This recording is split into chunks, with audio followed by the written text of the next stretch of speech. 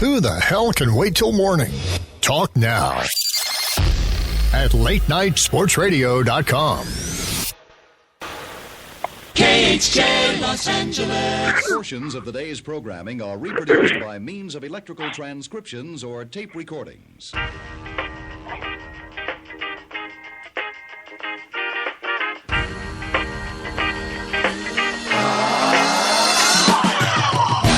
Oh, like that burning sensation that just won't go away. We are back. It's 87 Sports Fans live on latenightsportsradio.com. I am one of your illustrious hosts, as always, Keith Grieve, joined by... Hello? Steve? Did we lose Steve already? This is fantastic. This show is starting out super fantastical. Steve, are you there? What is this, a spit take? Steve, did you mute your microphone? This is fantastic. All right, well, while Steve figures out what's going on his end, welcome to the program, folks. Here's the point where I ask Steve how his week was going, and here's that you can insert random radio banter here, but he's gone. This is sad. Anyway, we got an action-packed show for you because I actually took the time to set up a rundown. And so we got a lot of things to get to. The first segment, we're going to talk to Raina Schulman, 87sportsfans.com NBA writer. And then after the break, we're going to talk a little baseball. And then at the top of the hour, Jim Sarantias from thefantasygreek.com joins us to talk a little NFL football.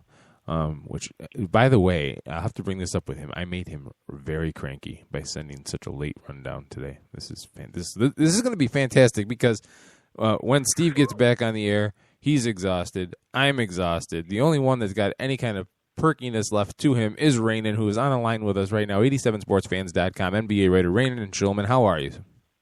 What's going on, my man? I'm a little nervous because I think maybe the burning sensation that won't go away, maybe that scared Steve away. But otherwise, I'm good. Thank you. Oh, okay, good. Well, I'm glad that you don't need a shot. You know, so depends on what it is, my man. Depends on what it is.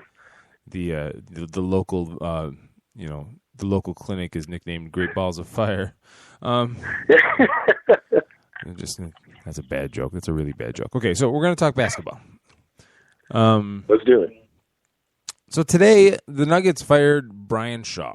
I guess at the end of the day, we all can't be surprised. I mean, the Nuggets were absolutely miserable, but it seems like Shaw's getting kind of the shaft here in Denver. Like, there's some issues on this team, and I don't think that he really got a fair shake from Nuggets management. What do you think? No, I definitely agree, and kind of it's karma a little bit. You let go of George Karl, who had a fantastic season in Denver. Obviously, the ultimate goal is to win a championship, but the West is uber competitive, so didn't get it done. I understand, but they fire him, bring in Brian Shaw, and then they don't really surround him with talent. I mean, how far can any team that's being led by Ty Lawson and Fareed really go in the Western Conference the way it is? When everyone was getting progressively better, the Nuggets either stayed the same or digressed, and the problem is you're not going to win in the Western Conference that way. So I think, yeah, at the end of the day, you look at Brian Shaw's record.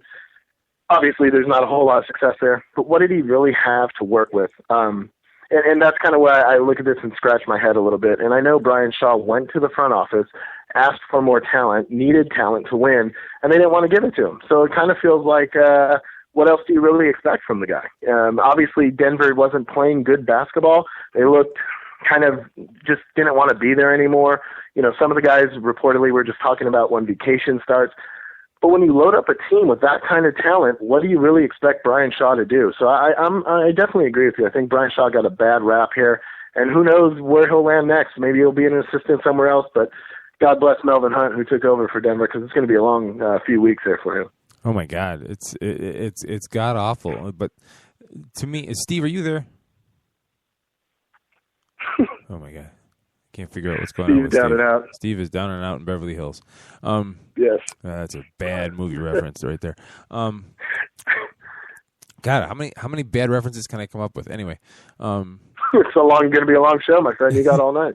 The most telling thing to me, and this was based on the article on ESPN.com about the firing, is that they asked David West his reaction from the Pacers. Brian Shaw previously was a assistant with the Pacers, and West's reaction was that just shaking his head and saying that, look at that roster. There's not a single grown-up on that roster. You can't win without grown-ups. And you look at some of the personalities that they have there, and even Ty Lawson, who is supposedly their star, right? Mm-hmm. When you think of the Nuggets, if you're trying to figure out who the face of that franchise is right now, it's Ty Lawson, and sure. He got arrested for investigation of driving under the influence in January. Brian Shaw was on record as complaining about the maturity of the team. Management told him to work through it. He canceled shoot-arounds to try to, cater to what they need. So at the end of the day, when your coach, who has, and not for nothing, I mean, Shaw's been around Phil Jackson. Okay, he was with Frank Vogel when Vogel was coach of the year. He's been around good coaches. So if he comes to you and says, I got an issue with the players on my roster, you really take the side of the players? You shouldn't. And I mean, if you really look at it, Ty Lawson is your face of your franchise. I'm not going to bat with Ty Lawson. I don't believe my franchise can win with Ty Lawson. And I don't think a lot of people do. But the other flip side of the coin is I look at this and go, as an assistant coach, you should have probably looked into Denver a little bit more and go, do I really want to have my first coaching job with the Nuggets? And now you get fired, and that's just a bad mark on your career. Maybe it was wait around a little bit. Obviously the Clippers passed him over for a reason. Obviously they got Doc Rivers, and obviously a couple other teams passed him over. Maybe it was best suited that he hung around as an assistant for a couple more years. Obviously you have to realize that this is the way the Nuggets do business. And I personally don't want to put my career on the line because head coaching jobs aren't guaranteed. So I personally wouldn't want to put my coaching job on line to work for an organization like Denver, who's taking the side of players like Kenneth Faried, Ty Lawson, so on and so forth, and don't want to support Brian Shaw with enough talent to compete in the best conference in all of basketball. Yeah, he's. I really think this. Well, I'm sure he's disappointed. No one likes to be fired or anything like that, or not be successful when you apply yourself to something. But this might be a blessing in disguise for Shaw, definitely. No, definitely. I have no doubt that he'll get another job elsewhere, and obviously you could see in a year and a half. To be honest with you, the last couple of weeks it almost seemed like he was disinterested because I think he understood at the end of the day what was going to happen. Denver didn't really put him in a position to succeed, and that's unfortunately what happens when your front office doesn't back you. Right. And on another note, can we talk about just how absolutely worthless the Phil Jackson coaching tree is? I mean, yeah, for sure. Of all the players that are coaching that have either played for him or coached or assistant coached under him, only Steve Kerr is having any success whatsoever. And who knows whether this is one year wonder or not. I don't know whether it is or not. I'm not ready to make that saying yet. But everybody else, Derek Fisher, Brian Shaw, Vinny Del Negro, anybody that played or was around him stunk on ice. Bill Cartwright none of them have been good coaches. It's kind of funny. Well, and I always kind of feel like a great head coach doesn't necessarily teach his assistants everything he knows. I've always kind of felt that way because why would you want to teach the guy below you everything you know so he can step in and take your place? If somebody thinks they're better than you are, it's job security. And you're right with Steve Kerr. Everybody right now is crowning this Warriors team, the greatest in the NBA, this, that, and the other.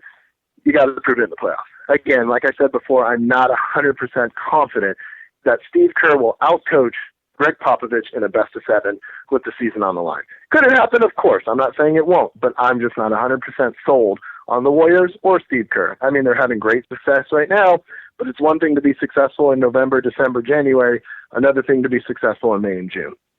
Right. All right, so next topic. San Antonio Spurs are sitting at the 7th seed. They ask Tim Duncan, and he says the team is a work in progress. Well, first of all, I'm going to call BS on that statement right there. I mean, they've got more of the same core guys that have been together longer than any other team out there. You can't say you're a work in progress. You all know how to play with each other. If they end up at the 7th seed, can they summon up all of their veteran energy, kind of like Wonder Twins unite, and then all of a sudden win out of the 7th seed? Yes, of course they can. They're the San Antonio Spurs. Will it happen? I don't think so. But could they? Absolutely. I mean, anytime you give me Greg Popovich, Tim Duncan, Ginobili, Parker, Leonard, so on and so forth. I mean, even the role players, Thiago Splitter, those Matt Bonner, they just know how to win. They play excellent under Popovich's system. For them, it's about getting into the playoffs. It's about being healthy. I don't think they care after winning, 4 and 5 titles together. I don't think they care that they particularly finish at one seed or the other. You're going to have to play tough playoff series regardless. I mean, to be honest with you, they could play Golden State, they can play Memphis, but you're going to have to go through those teams regardless. So what's the difference if you play them in the first round or third round? I think San Antonio is smart enough to win any series, but only time will tell. Eventually age is going to catch up to you. But does it really surprise you that Tim Duncan's acting this way? It's totally Greg Popovich's style. So, they're not going to show face right now. They're gonna act like it's a process, and they're still getting it together, and this, that, and the other. The only thing that concerns me right now is they just don't look like the old San Antonio Spurs, even of last year or a few years ago. They look a little tired. They look a little old. But it wouldn't shock me if, come playoff time, they draw, Golden State first, and they beat them in a 6-game series. It would not shock me with these Spurs. Oh my God, if you're Steve Kerr and the Warriors, and you go through the season just pretty much steamrolling everybody, and then you lose a playoff series to the Spurs. Yeah. God. Look at the Mavericks a few years ago, and they steamrolled everybody, and then Golden State knocked them off. It can happen. Anything can happen in the playoffs. And then you think about, would you take your chances with Greg Popovich in the playoffs? I don't care how old this team is. Until they disband, until they're not together anymore, we learned our lesson last year. You cannot count Popovich and the Spurs out. You just cannot do it. And as bad as their record is, they are still 4th in the NBA in defensive efficiency. Defense is what counts in the NBA, in the playoffs. Exactly, and I was just going to say, and what wins in the playoffs? The run and gun, up and down style. What happens, and I wrote this in an article not too long ago, what happens if Curry and Thompson go cold for 2 games? You mean to tell me you want to go to San Antonio down 2-0 and think you're going to win that series? I don't believe it. I don't buy it. Obviously, if Curry and Thompson and the rest of them, Draymond Green playing up to expectations and so on and so forth, if they win the first 2 in Golden State, that's huge.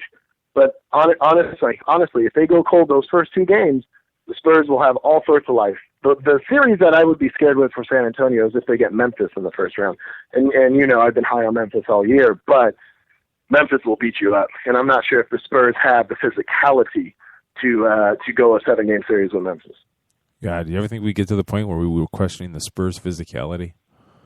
I mean, they were soft during the David Robinson era, but then they had a little chip on their shoulder in the championship Spurs era. I mean, no one will ever call Tim Duncan a banger. That's not at all what I'm saying. But you look at the defenders, the wing defenders like Ginobili and Parker. They didn't back down from anybody.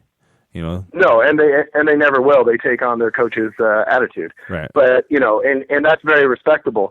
And I'm not saying that they're soft. What I'm saying is I just don't think anybody physically wants a piece of Memphis right now. I mean, just the way they play, so physical. I mean, Zebo tried to literally choke Blake Griffin out in the playoff series.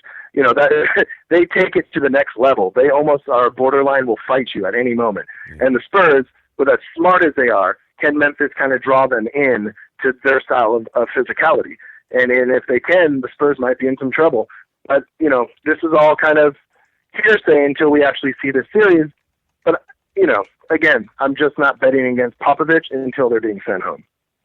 It's funny. There's something about Zach Randolph where I just think he's just waiting to explode on somebody. It might just be the way his face is. I mean, he just seems like a mean dude, and I love it. I love the way he plays basketball. I've loved Zach Randolph his entire career. I think he's the epitome of playing with a chip on your shoulder. And, he's got a personal vendetta almost against the Clippers because he was moved when they brought in Blake Griffin. So there's definitely some tension between those two, that's for sure. Yeah, good stuff. So that brings my next segue to the Clippers. And you wrote a nice piece on 87sportsfans.com about the Clippers staying strong through injuries. So let me ask you the question this way, and I know you wrote about it, but this is radio. Are the Clippers better because Blake Griffin got hurt? Yes, and they are because, and I'm not saying it's trade Blake Griffin. I'm not saying, sit Blake Griffin the rest of the year. I'm not saying that. But they're better for it because they've banded together. They've learned that their blanket is no longer there. They've learned that they have to rely on other aspects of the offense than Blake Griffin doing everything. If you look at this team, look at how good Chris Paul has been over the last 10 games. I mean, in all honesty, they could be 9-1 right now. They lost a heartbreaker in Memphis, and they were in the ball game with Houston all night long. So really, they lost 2 heartbreakers. They could be 9-1 with Blake Griffin. They still have 7 wins. 6 of those are against playoff teams that would be in the playoffs for the West. DeAndre Jordan has been unreal in 9 straight games with 15 rebounds or more. You've seen great performances out of J.J. Redick. You just weren't seeing this with Blake Griffin there. It was almost like they knew that Blake Griffin had emerged as a top 10 player, so now they're going to rely on him to do everything. Excuse me. You saw Chris Paul have games where he had 6 points, 8 assists, just very blah games. You're not seeing that anymore. Not only is Chris Paul playing extremely terrific defense, he's also being the leader on the offensive end. I'm not saying he's going to be able to do that every game, because like you saw in Memphis, he was exhausted and turned the ball over, and that's why they lost that game. But then they come back a week later and beat Memphis by 18. So the Clippers are playing great basketball right now over the last 10. And as I kind of wrote in the article, these next couple of weeks are going to be really big for the Clippers. They have games against Golden State, Portland, Oklahoma City, so on and so forth. So it doesn't get any easier. I'm really curious to see what this team looks like when Blake Griffin comes back, because I feel like it's like making a deal at the deadline and getting a blockbuster superstar to come to your team. But will that throw the chemistry off again? And that's where my concern is for the Clippers. But if they're going to play like this the rest of the season into the playoffs, things are going to be really interesting because they're showing how good they can really be, and they're starting to hit their stride. So let's play a little game I like to call Keith's Twisted Brain. And that sounds good. DeAndre Jordan and Shaquille O'Neal are having a foul shooting contest. What happens first? One of them makes 5 in a row, or you concuss yourself into a coma because you start bashing your head against the wall. I would go with the latter. I'd bash my head against the wall. It's funny because I don't know what's wrong with DeAndre. If you actually look at him shooting, it looks pretty good. It doesn't look bad. So I'm not sure what is going on with DeAndre Jordan. It's like he'll make 2 perfectly, and then the next one will be an air ball. I don't understand that. I don't get it. But Shaq's free throws were borderline. I mean, Shaq's free throw shooting was probably my favorite part of NBA basketball while he was playing. What was really frustrating from Shaq is that you would hear like stories of teammates saying that he wouldn't miss in practice, but yet game time he just couldn't throw a rock in the ocean. Yeah. I'm not. I feel like I can believe that because it's a whole different story when you're doing it in the gym and there's 8 or 9 people not really paying attention. It's a different story trying to do it in front of 18,000 people live in the building every single night, and half the time they're booing you. So, that could have a little bit to do with it also. Yeah, absolutely. All right, last question. We got about 4 minutes left. You also wrote a piece about what's going on in Phoenix. They seem to be a team that's constantly retooling since the Amari Nash D'Antoni days. Don't seem to ever be able to settle on a plan. What's your opinion on this the new look, the minus Dragic Suns? It's almost kind of similar to what's going on in Denver. The front office doesn't really know what the plan is. And you signed Isaiah Thomas to a 4-year, $27 million contract in the offseason. You had this crazy backcourt, 3-guard backcourt that on paper looked really interesting. It looked like it could just wreak havoc in the NBA.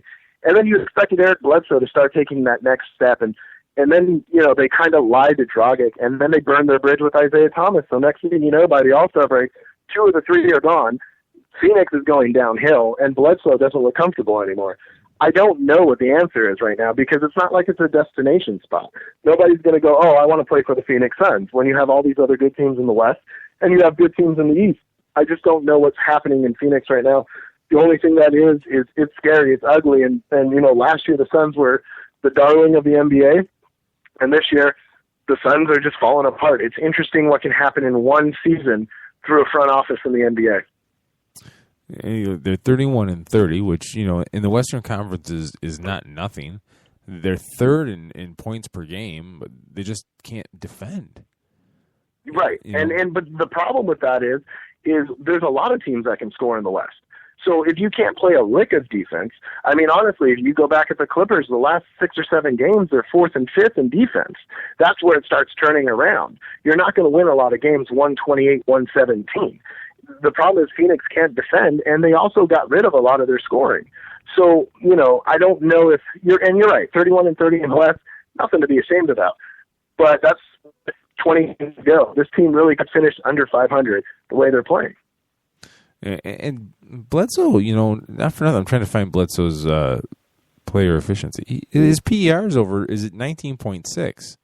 And they went in the offseason and they brought in Isaiah Thomas, and Bledsoe was a free agent for most of the summer. And it was, if I remember correctly, it was kind of like a last-minute deal. They were able to get him correct. in.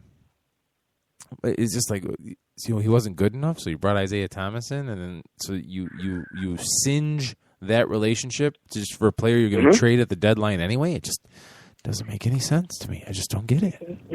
Yeah, it's a little weird, especially because you traded for Bledsoe. We all know his talents. We all know how good he is. Plus, he's a bulldog defensively, and it's kind of like we just talked about. They burned their bridge with Isaiah Thomas with a Dragic situation, and they probably. If I'm Bledsoe, I feel like I got slapped in the face too because you didn't really want to take care of me, but you went out and signed Isaiah Thomas. So I think there's a lot of chemistry issues there, and I'm not sure if that can be fixed. Yeah, no,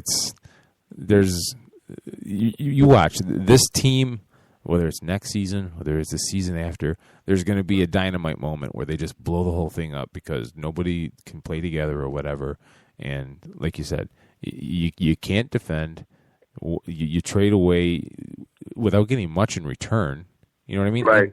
And they're going to be in that, if they're that 500 team that can't get a good enough draft pick. You know what I mean? That's right. That's right. Really improve. And if you look at, who really won that deal was Miami. I mean, their backcourt is set for the next 4 or 5 years, depending on D. Wade. So absolutely. I think Phoenix loses big time, and the person who's going to have to take that fall is Hornacek. Absolutely. Well, we are out of time, but one last comment. You likened what's going on in Phoenix with what's going on in Denver, and guess who's already being linked to the Nuggets coaching position? Mike D'Antoni. So I think he should go to Phoenix. They'll bring back Amari Nash for one more go round. So let's see what happens. The reunion tour. The All Mash tour. That's right. All right. Rainen Schulman, 87sportsfans.com's NBA writer and soon to be Major League Baseball writer as well for the American League. Thanks for joining us. Hey, thanks. Well, we'll talk to you later. And tell Steve I said good night now. We'll do. I think you went to bed. Bye. All right, folks, we're going to take a break. When we come back, a little MLB talk. You're listening to 87 Sports Fans live on Late Night Sports Radio.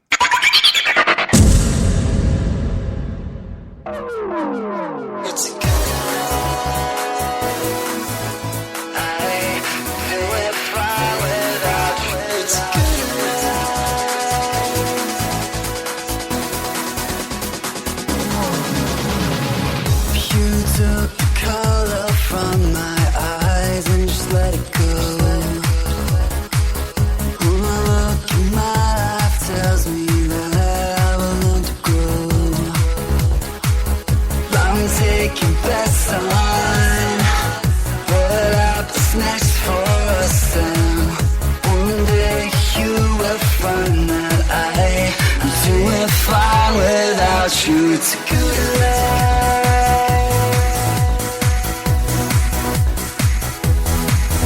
It's a good life.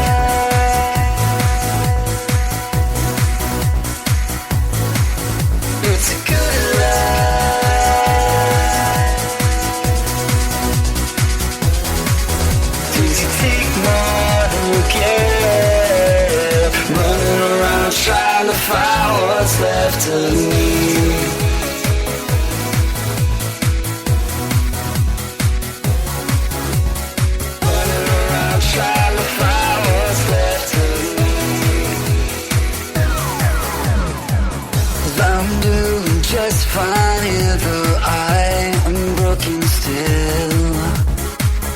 I'll find a way to climb up out of the snow. I'm taking bets on what happens next for us. And one day you will find that I'm doing fine without you. 'Cause you take more than you give. I'm running around trying to find my pieces. You take more than you give. Running around trying to find what's left of you. Take more than you give. I'm running around trying to find my pieces. You take more than you give. Running around trying to find what's left of me. Running around trying to find what's left of me. Running around trying to find what's left of me.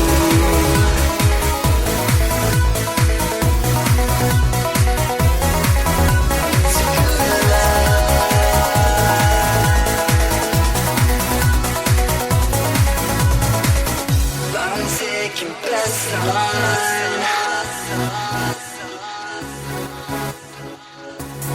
happens next for us. 'Cause you take more than you give. I'm running around trying to find my pieces. You take more than you give. Running around trying to find what's left. 'Cause you take more than you give. I'm running around trying to find my pieces. You take more than you give. Running around trying to find what's left of you. Take more than you give. I'm running around trying to find my pieces. You take more than you give. Running around trying to find what's left of me.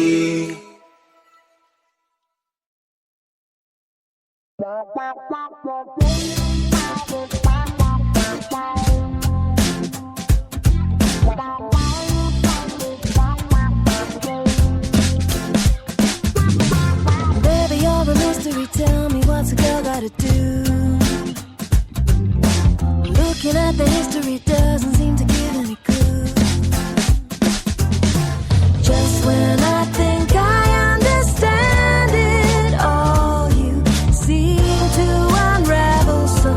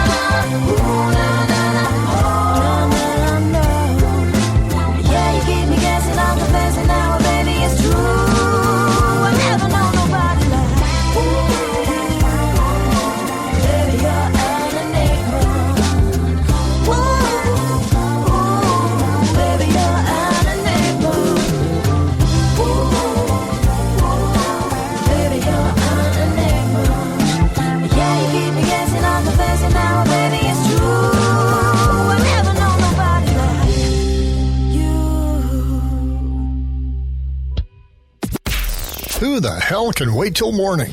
Talk now at latenightsportsradio.com.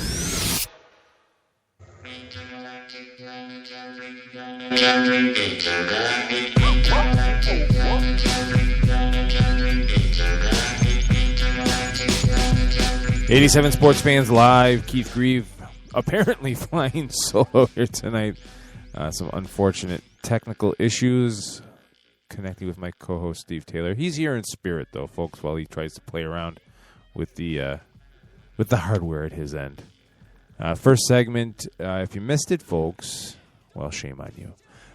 But Rain and Schulman, 87sportsfans.com's Western Conference writer, talked Western Conference hoops, talked little Suns, little Clippers, some Spurs, and what the heck is going on with the Denver Nuggets. Dear Lord. For those of you wondering, we do have an Eastern Conference writer. We just don't have any words from him yet, but that's another topic for another day. Bob. Anyway, right now we're switching gears. We're going to talk a little baseball. And spring training is underway, and we are now joined by 87sportsfans.com's Major League Baseball writer, Matt Shepard. Matt, welcome to the program. Your first time. First time. It's an honor, Keith. Thanks for asking me on. First time really is excited. Baseball's starting. It's March, and first game's today, so I'm ready to roll, my man. Yeah, first game, and what better way to make any gut reaction about the entire season than the first spring training game? Yeah, I need to update one of my articles to Tigers win World Series, and I got Cespedes is now my MVP. So, well, yeah, absolutely. He hits a grand reaction, right? Yeah, hits a grand slam in the first Tigers game. So, yeah. well, I know it's a little out of order, but let's jump to that question first. So, in September, we'll say the Tigers trading for Yoenis Cespedes was what? Oh, I'm gonna say either way. I think it's gonna be costly. He's in a contract year, and either he's going to have a great year with them driving a lot of runs. I mean, he'll always be hitting with people on base with Miggy and Victor Martinez and Ian Kinsler up there hitting in front of him.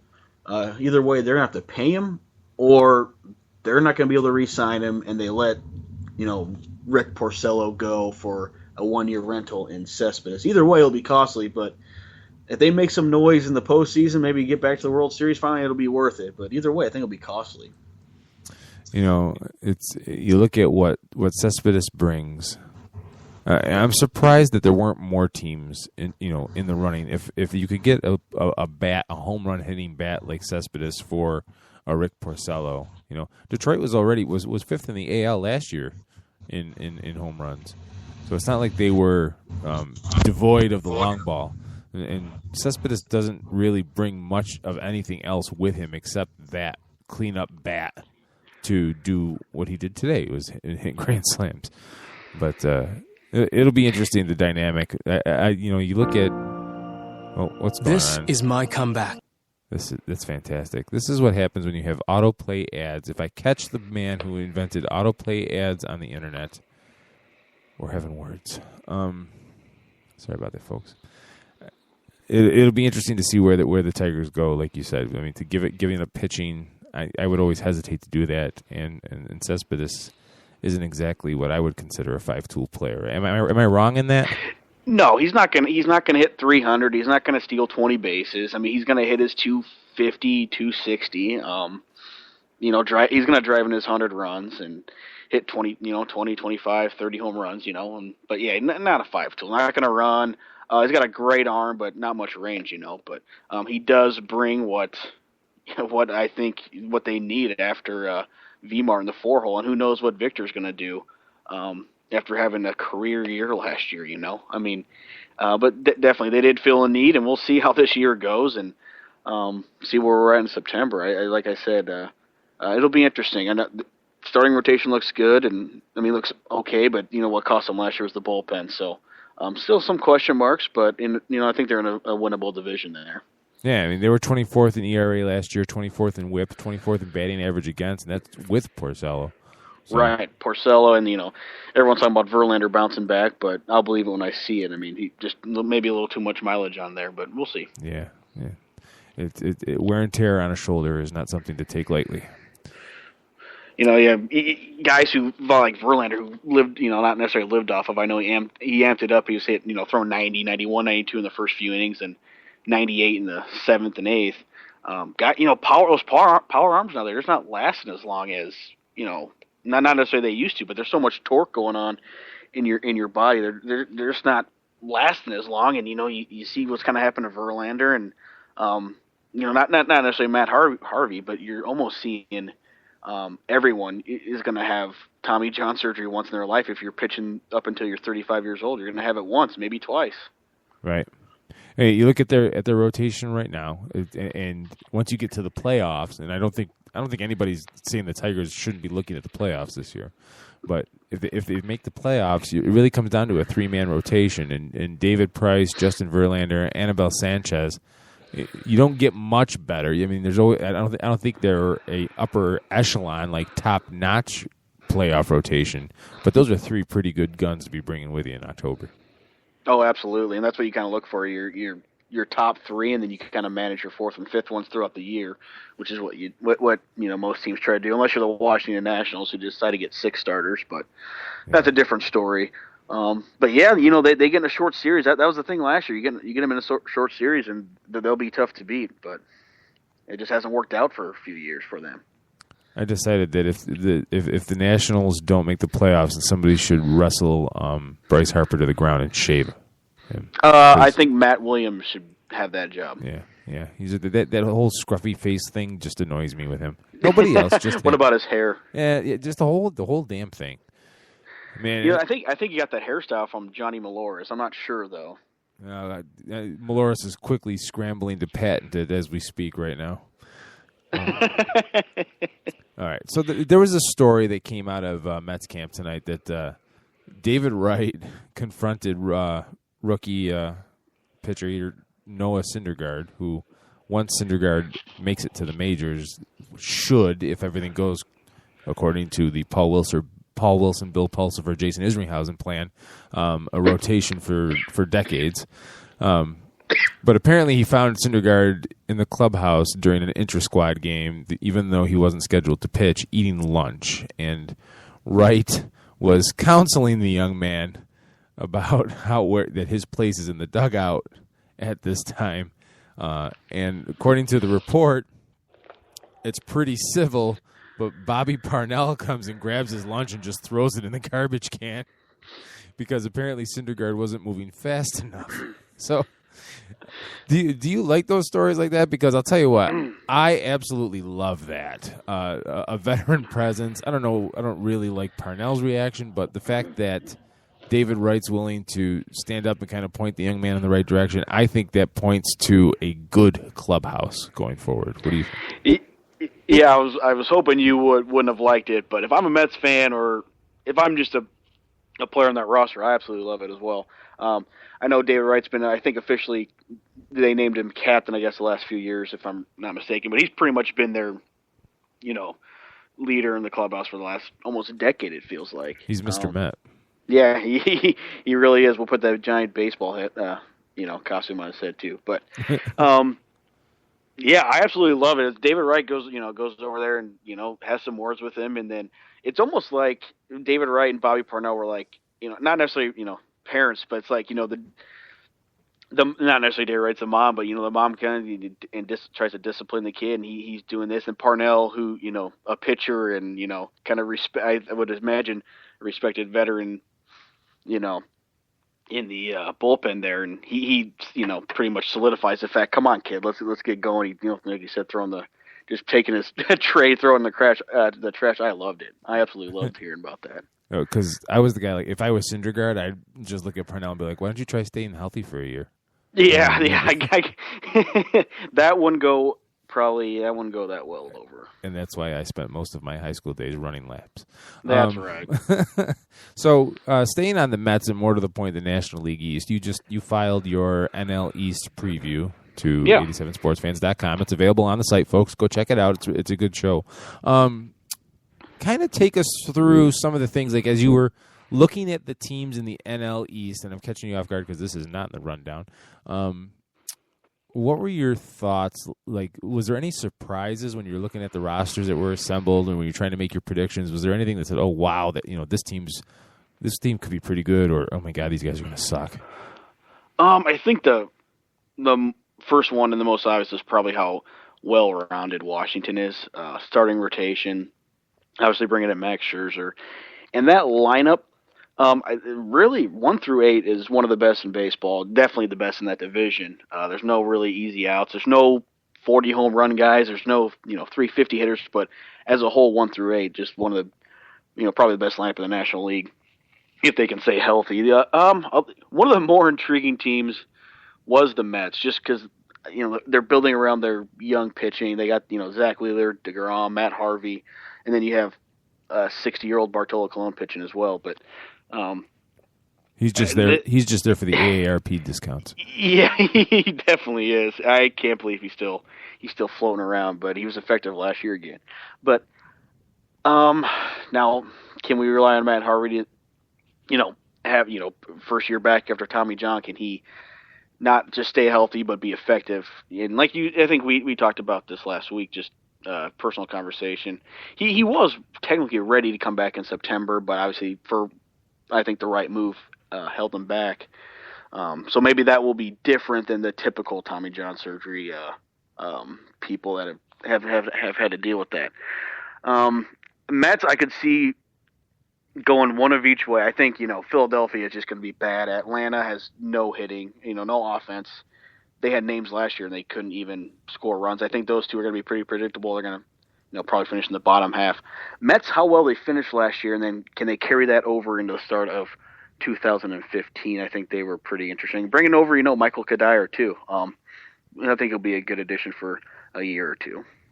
It's just with the Mets, there's a huge question mark about whether Wilmer Flores can play shortstop, play good enough defense at shortstop. Center field, I like Lagares. I think they're good. So you look at their defense up the middle. Daniel Murphy's going to be Daniel Murphy. A month and a half ago now, we had Adam Rubin from ESPNNewYork.com on, and there's if the Mets are contending, will Daniel Murphy even be a Met after the All-Star break, or as we approach the trade deadline? There's some big question marks there. So there's a lot of things could go either really good or really bad this year. But I think that if you had to pick, obviously there's only 5 teams in the division, but them and the Marlins, I could see going one of two ways. Like Giancarlo Stanton from Miami, coming back from getting hit in the face in September, coming off he signed a huge deal. Miami kind of looking to build, but like you said, if they're, who knows with that ownership anymore? If they're 8 games under 500, they start selling, not necessarily Stan, but everyone else. It's just Miami and New York, 2 of the more intriguing teams. I couldn't figure out who I wanted to finish second and third in the NL East there.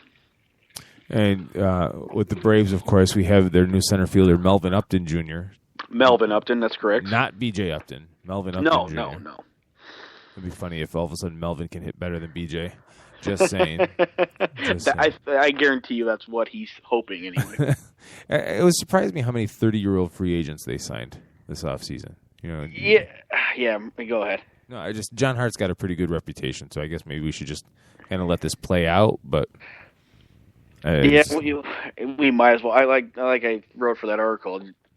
Offensively, they brought Mark Hakis in, and after a pretty serious surgery there towards the end of last year, and like Freddie Freeman and Craig Kimbrell, after they signed some new contracts, they got to be wondering what happened the last couple of years. Yeah. We'll see if Kimbrell's there after the trade deadline too. Yeah, the starting rotation after Julio Teheran is unimpressive to say the least, and Leo Mazzone is not walking through that door, kids. No, he's not. Him and his I wonder how bad he's swaying back and forth, rocking back and forth nowadays. Probably more than anybody wants to admit. Yeah. But and the Atlanta, they're not gonna have an impressive record, but it's gonna be, Julio Teheran, and then Shelby Miller, who they acquired from St. Louis when they traded Jason Hayward. He's always been, first round pick out of high school for the Cardinals, and can he finally get that, 3.25 season of 3.25 ERA? He's always been above 4, a lot of walks. Always had some issues with Yadier Molina on pitch calling, and I bet you that had something to do with them saying we're okay to trade him. Maybe a little hard headed, and then Alex Wood, the young lefty, showed some promise too. So that rotation could be better than the names on there, but offensively, I think they're going to be in a heap of trouble there. Yeah, I'm not sold on the pitching. Shelby Miller might be a bright spot. I get you there, but I'm trying to look at what his record at Turner Field was last year.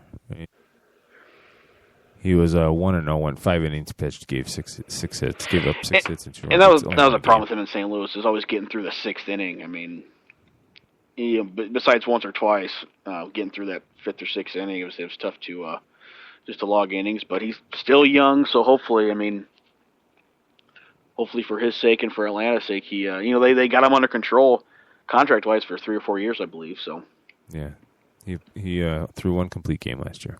Yeah, at Toronto. Yeah, definitely. Silly Toronto. All right. Yeah, who'd have thought against that offense? That's when he did it. I mean, since I had the pleasure of watching him all year.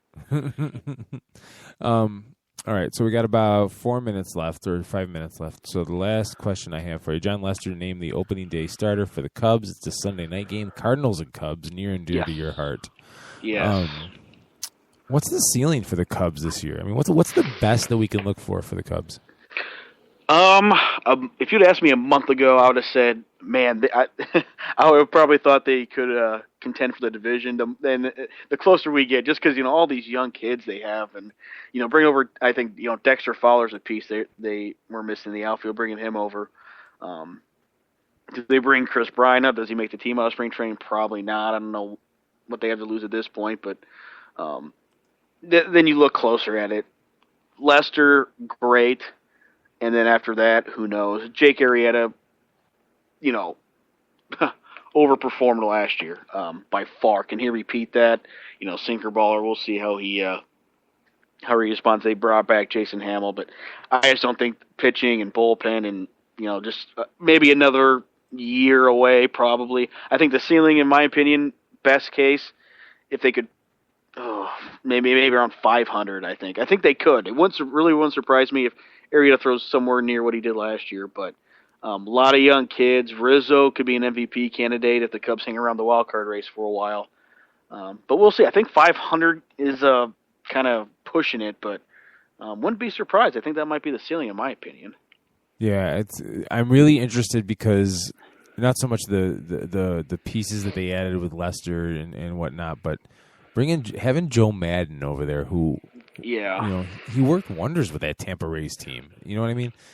People forget that team, that franchise was listless before he took over, and then magically, and again, there was some pitching that matured at the right time too there. But last year the Cubs were 26th in runs, 27th in batting average, 28th in on-base percentage. I don't see that continuing this year. No. And the pitching, they were bad, 19th in WHIP. Lester improves that somewhat, but he can't do it all by himself. No one can do it all by themselves. So, yeah, I mean, like you said, that brings on, let's say, best case, they're in the middle of the pack in the National League in those pitching stats. And I think the Central, if the Reds can stay healthy, I think it's not necessarily with the greatest teams, but a pretty deep division with St. Louis and Pittsburgh making the postseason the last few years together, and Milwaukee, who was in control of the division up until September last year, and Cincinnati was banged up. I just think the division might be a little too deep for the Cubs to rattle off enough wins. They might. If every team, let's say, stays healthy, they probably still are the weakest team by a little. Not much, because like I said, the separation isn't that great. But I still, like you said, that's why I'm kind of thinking 500 at the best for Chicago. Yeah. All right. So let me. We got a couple minutes here. So while we fill in the gap here before I let you go, what's your opinion on A-Rod? Well, if you ask our friend Bob Sullivan from the Bob Sullivan Show, he would say he's a conquering hero and all this stuff. But I'm tired of it. He's a phony. they don't have a spot for him right now in the starting lineup. They're hoping he would either retire or leave. And, my opinion is I will be watching very closely if he's playing for the Yankees. I'll be probably tuning into many at-bats. It'll be interesting. My opinion, they don't want to pay him that bonus for breaking home run records. I said this 2 weeks ago because we didn't do a show last week, that somebody needs to have a conversation with A-Rod. And it's got to be somebody like Jeter, just to kind of pull him over and be like, you know what, Alex, it's over. We had our fun. It's over. Can't you hear A-Rod saying, I want my goodbye tour, though? Go away, Alex. Go away. Damn it. He wants his gifts from the Rangers, his going away gifts. I don't know if the Rangers would get him, but Mariners and Rangers. And yeah, he'll get booed everywhere he goes, that's for sure. It's sad because he's only there because he has such a big contract. Yes. Otherwise, I mean, exactly. And that's why I think they were just hoping during this year suspension, that he would just go away somehow. And it just didn't work out for him. I totally believe they would tell him to go screw. Absolutely. Did you see he showed up early for to report to training or to spring training? Well, he better be jumping through his tail to do everything right. Apparently, they're supposed to let the front office know and security know, so that security knows, but he didn't tell anyone. And Steinbrenner I don't know if it was Cashman or one of the Steinbrenners were just not happy about it, saying he's got to let us know, and because the media's out of control, and even when he tries to do right, the one time he has a good thing in his heart to do, he just messed it up. All right, Matt Shepard, give everybody your Twitter handle. Where can we find you? Oh gosh, Keith, I made this Twitter name just to follow people like you and writers and stuff, and then it turned out I got more involved in writing and stuff for 87 Sports Fans, which have been awesome, but I got to change my Twitter name. It's really stupid. It's at Matt Shepard, SHEPHERD, but the S is on the number 5 that looks looks like an S. It's really dumb. I got to change it, but that's where it is, and you can find me writing 87 Sports Fans or live.87sportsfans.com. We're going to get the next few Fridays here, do our predictions for each division. So, all right. Matt Shepard, 87sportsfans.com's MLB writer. Thanks for joining us. We're going to take a break, and when we come back, Jim Sarantias from thefantasygreek.com joins us for the NFL Hour. You're listening to 87 Sports Fans Live on Late Night Sports Radio.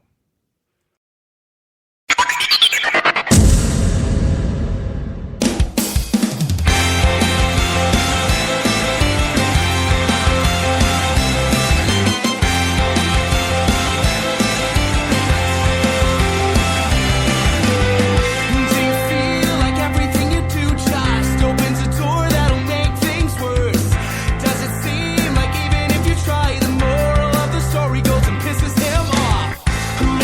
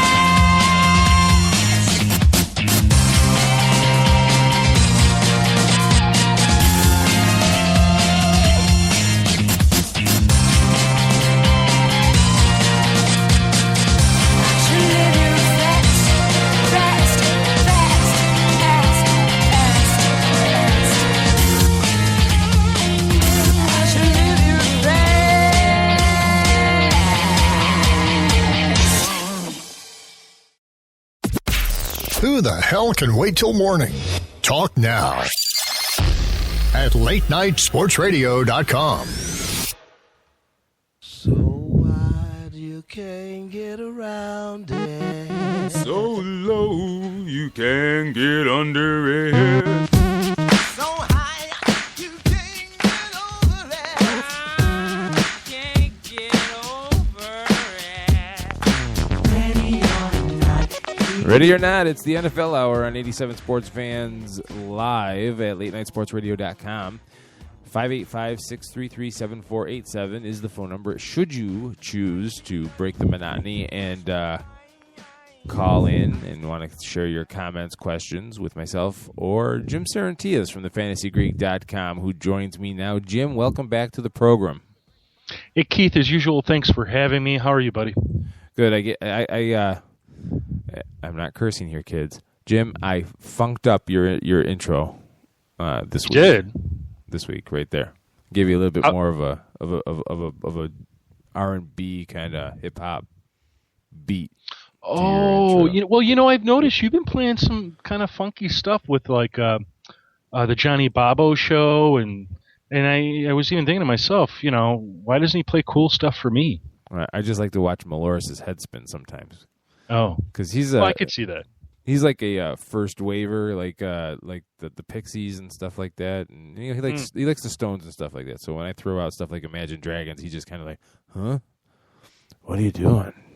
So that's just I wouldn't even know what that is. I mean, right there, you've completely undercut, my credibility as far as my age. And that's why you're the face of the organization, and I'm the greasy hands in the machine. People tap my shoulder and tell me whose name. The name of the person that I'm about to talk to. Hey, I actually, and you have to remind me about this. We have a question at #AskTFG tonight. Oh, we do. We do. So for all the listeners out there, if you have a question for me, the Fantasy Greek, just get on Twitter and you can type it at #AskTFG. That's #AskTFG. I'll answer it, and not just for the show, anytime. I'm more than happy to. Well, we might have to change that hashtag because I just searched under #TFG and I'm getting all of these Spanish tweets. Yeah, I saw something too, but I'm not. I mean, I'm pulling up all my tweets, and then somebody else has some. There's some odd ones in there, but I don't know. It doesn't seem like anything that I couldn't handle. TFG apparently also stands for Tattooed French Goddess. I'm seeing on Twitter. Oh, really? Well, To the coolness belongs the spoils. I don't know. All right, what's the question you got there? Because I can't seem to find it on Twitter. Really? Okay. Well, it's #AskTFG. Who do you think the Vikings take at 11, and what about the champs at 32? And my response was great questions. It could go to for the Vikings. It could go to wide receiver like Devontae Parker, and the Patriots, the champs, could go with the defensive end or outside linebacker like Nate Orchard. Oh, and there it is. And there it is. And there it was. And that's courtesy of my friends over at Our Lads. I haven't sat down and done my own official mock draft, but Our Lads has a couple out there, and I was checking it out after I got the question, and that sounds good to me. I think both teams have the exact needs that they're citing. Yeah. So there's been a little bit of breaking news tonight, Jim.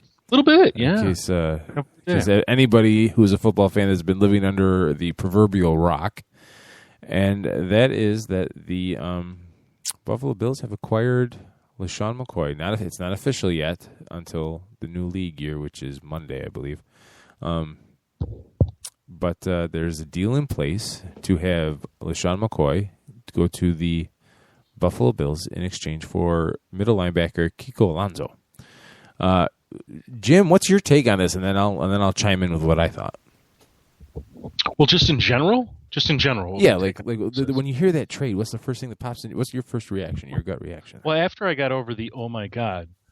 Well, at first I thought it was a great move on the part of the Eagles to get a young linebacker who basically had a great rookie season, was lost early in his sophomore season due to an ACL injury. Basically, he's got another 8 to 10 years ahead of him.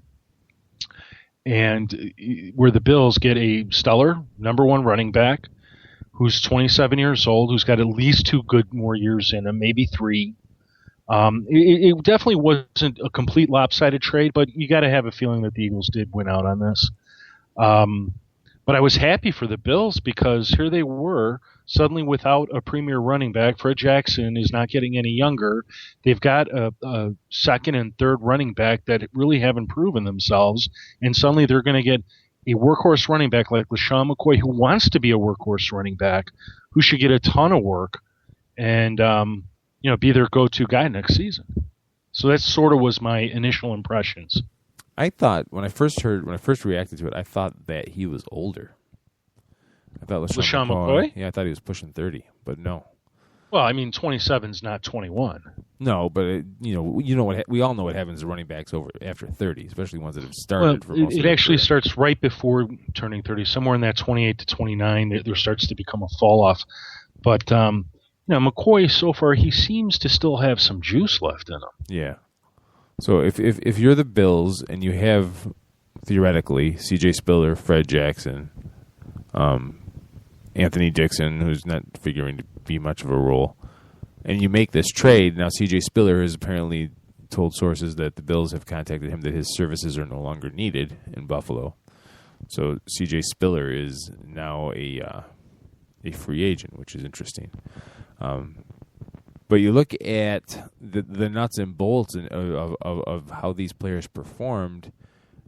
Shady wasn't shady last year, and Spiller didn't really wow many people, and he was nicked up, but didn't really wow people last year as well. It really shocks me that Buffalo traded a middle linebacker because the defense was really what helped them stay in games and start to turn the corner last season. I know they have a new head coach this year, obviously, in Rex Ryan, but I really didn't think that a player like Alonzo, who seemed to be a building block on defense, would be traded for a running back that may have 2 good years before he starts to downturn. You know what I mean? Does that make sense? Absolutely. And, when you look at the Bills' actual team needs, and for anybody out there, you can come to thefantasygreek.com, and on Monday, we'll be putting out our free agent tracker, so you can favorite it and keep coming back to it. We'll keep updating it for you. But you'll see when we post that out there, the Bills have a glaring need at linebacker.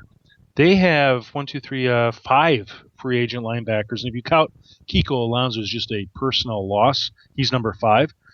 So they have Stevenson Sylvester, Brandon Spikes, Larry Dean, Keith Rivers, Kiko Alonso, all linebackers, all of them free agents or gone.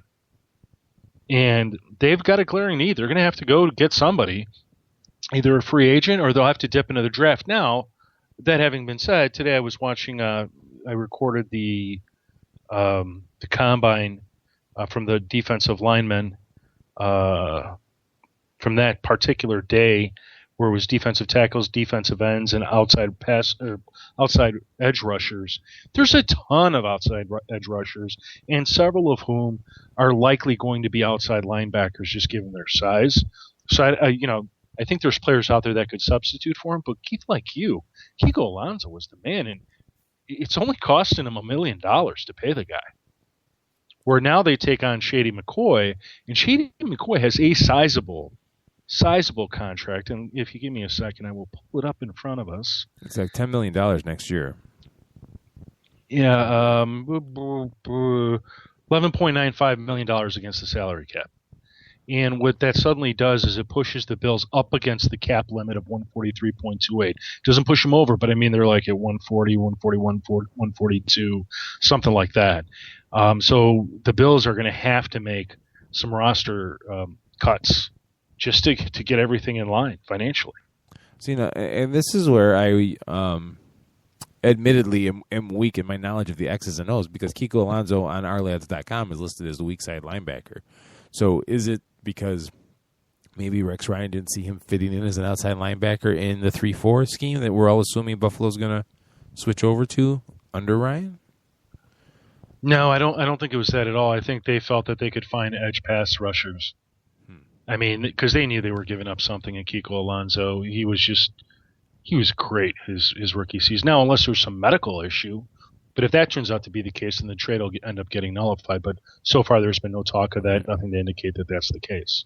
So I think straight out they saw this as an opportunity to get a stud workhorse running back into an offense that really does need a stud workhorse running back. Last year, I mean, the Bills struggled, not just because of the quarterback position, but, I mean, they had a patchwork backfield. I mean, while Fred Jackson was great, you know, I mean, you can only ride him so far. And then they couldn't get anything out of their backups that was substantial. So I think from that perspective, they did that's what justified what they did. Whether or not you agree with it, that's a different story. And not for nothing, the Buffalo Bills were the worst rated run blocking unit at Pro Football Focus. The Eagles, the best. So, yeah. Exactly my point. But, you know, looking at, you know, the defensive side, you know, Buffalo was the 5th ranked run defense, and the Philadelphia Eagles were. I'm blanking out. They were the 6th, 7th, 8th, 9th rated run defense. So they get the Eagles get stronger, even though they seem to be making a whole lot of changes. The Eagles themselves releasing multiple players today. Was it Trent? Did I see Trent Cole? Yeah, Trent Cole and what's his name? Williams, Kerry Williams. Kerry Williams. And my guess that all occurred. At least Trent Cole had occurred because of this trade for Kiko Alonso. So Trent Cole is 32 years old. Probably his better days are past him. So moving on, getting a little bit younger, but he'll find someplace to end up, at least for a year or two. It's funny because he's a 3-4 outside linebacker, so it'd be kind of ironic if he ends up in Buffalo. Just saying. Just saying. Yeah. Just saying. Just kind of ironic. So what's the fantasy fallout here? What's Shady McCoy's draft position come 2015, being a Buffalo Bill? Well, I think he's still an RB1. I would probably push him towards the middle or towards the end of the RB1s at this juncture.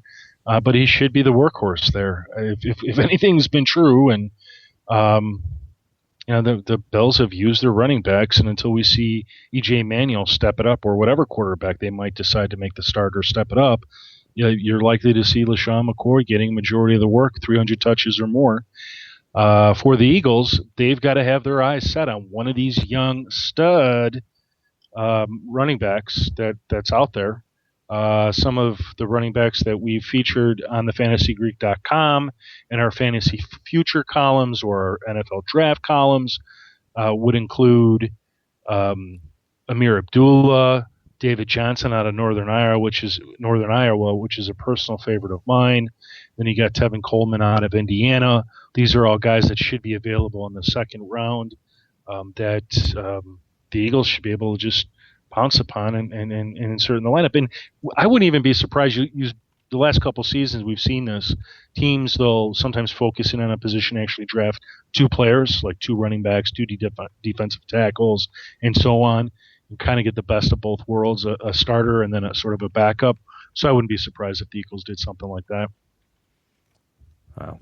And so what does this do overall? I know that in fantasy, most leagues don't put a whole lot of emphasis on defense, but does this affect the Eagles' defense right now, or is there still too many holes to really make a decision at this point? Yeah, it's probably too early to make too much of a decision, but this definitely affects them positively. And last year, the Eagles' defense did well for fantasy owners that took the risk and played them because they created turnovers, they scored touchdowns. And a guy like Kiko Alonso, assuming his health's fine, which as of right now, you have to assume that these pro athletes these days, when they get hurt, they recoup, they get back on the field, and it's as if they're good as new. I mean, he should be making plays all over the middle of the field. They should be good. So I would definitely give them a bump in any rankings that might presumably be out there so early in the game. Okay. Another development happened really yesterday, and that's the fact that Andre Johnson is done in Houston. And I know that Father Time is undefeated, and this was going to happen eventually, but is Andre Johnson really regressed to the point where he's not a starter anymore? See, I didn't think he has regressed so much. I could be in the minority on that, but my impression was that he was just not getting the football like he should be, and that he's still the great route runner that we've seen in the past. And what you do with a guy like him is you get him the football and you let him make a play. So I don't think he's done. I think he's 31 or 32 years old. He's at least got 3 to 5 years ahead of him. I mean, Reggie Wayne, I think, is 37. And Andre Johnson is still in good physical shape. So I could see him landing with a team that has a need. It's probably not going to be anything splashy just because of how the market's going to end up.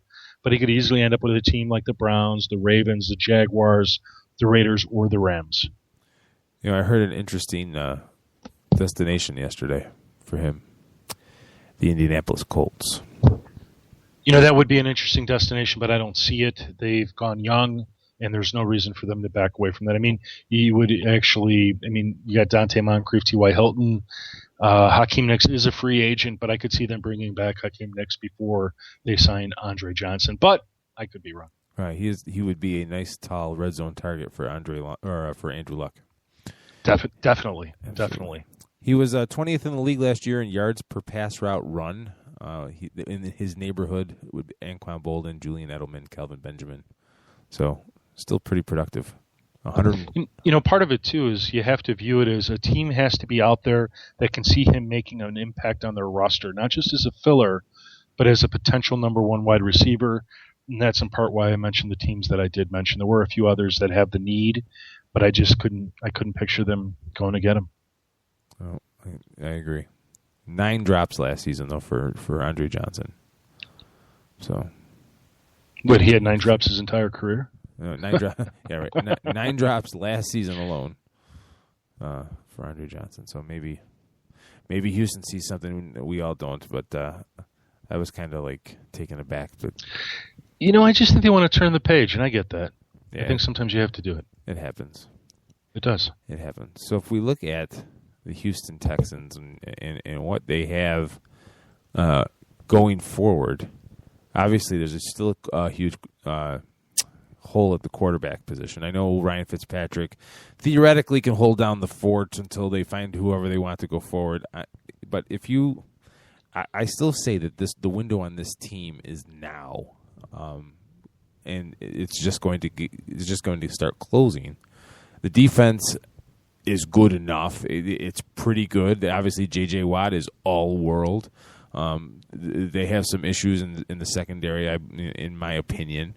But on offense, if you got DeAndre Hopkins, seemingly ready to take that next step. Arian Foster has shown a little wear and tear. Alfred Blue was okay in spots last year. What do you see? And this wasn't in the rundown, so I apologize. Just looking at the roster, what do you see as their number one glaring need? Is it quarterback? Well, it's not quarterback insofar as they do have some options. I mean, it's not a clear-cut need where they have one quarterback and he's not even a starter. Give me one sec. I do have it in front of me. Their number one need is a defensive tackle or a nose tackle. Yeah, I have it all up and down their defensive line is where they need to be, at least at first blush. I don't have a quarterback. Quarterback is their fifth need. Yeah, I mean, for all intensive purposes, they're gonna sign Ryan Mallett. He's gonna end up being their starter. Why they're still waiting on that, or why it hasn't occurred yet, I'm a little concerned about it. I don't quite understand, because there's just not that many options out there. There's only so many draft picks, and there's only so many teams that are going to be able to get one of these two top quarterbacks, which so far we've seemingly agreed that that's it. We've got Mariota and Winston, and after that you're basically drafting a backup or a third string quarterback. So I think they have to play with the quarterbacks that are immediately in front of them, unless they have something else going on, such as possibly considering picking up a Mark Sanchez. Ooh. Oof. By the way, speaking of that, and you'll appreciate this, we were talking about McCown the other night, and sort of how somebody would have to pick him up or possibly pick him up, but boy, you wanted to you thought, oh, whoever picks him up, just you kind of felt for that team.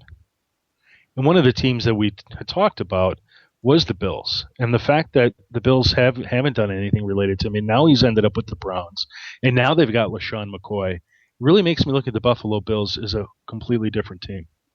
Like they're making some good moves here, or potentially good moves. I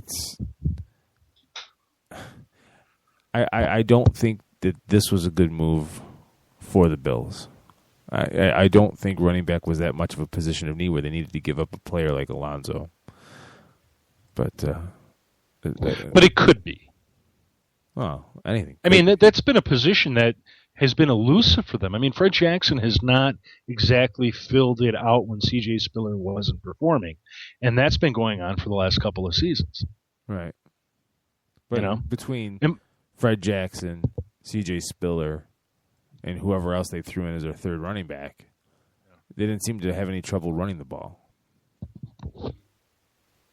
I don't know. Okay, I don't have their numbers in front of me, but I got a feeling they were not a very good run offense.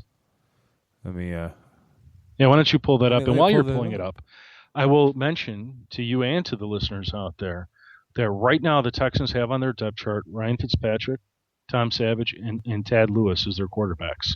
So quarterback is not a glaring need for them. I mean, you could sit there and say, well, they really do need a quarterback, but when you consider that their first draft pick isn't until pick 16. I mean, they're going to be with one of those three guys. They might as well wait till next season to get their franchise quarterback at this point. Oh, I take that back about the Bills. They were 25th in rushing yards last season. There you go. 25th ranked in rushing yards, 20th in rushing attempts, whatever that means. Was it the year before I'm thinking of? Yeah, it was the year before they were second. Either the year before the year before that. No, the year before they were second in rushing yards and first in attempts. So,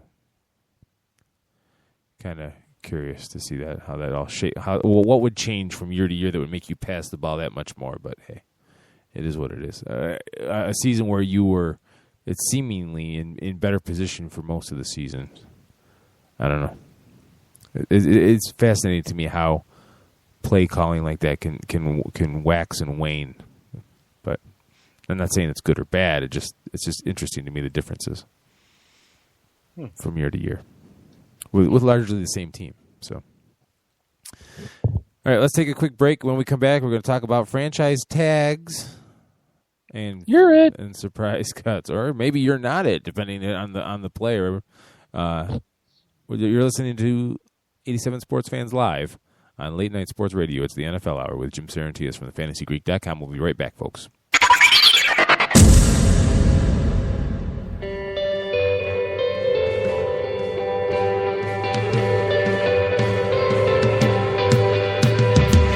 out of the house.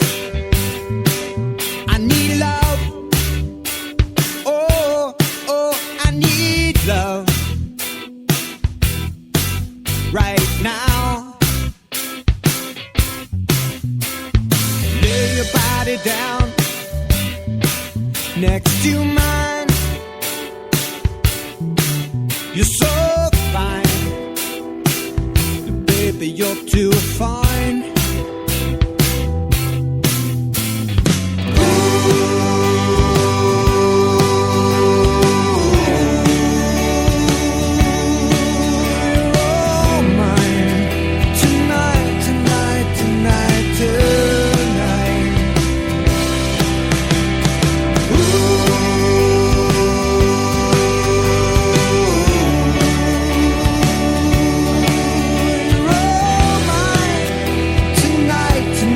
Tonight.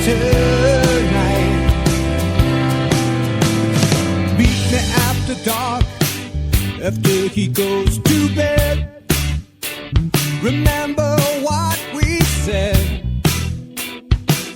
We gonna do this right, right.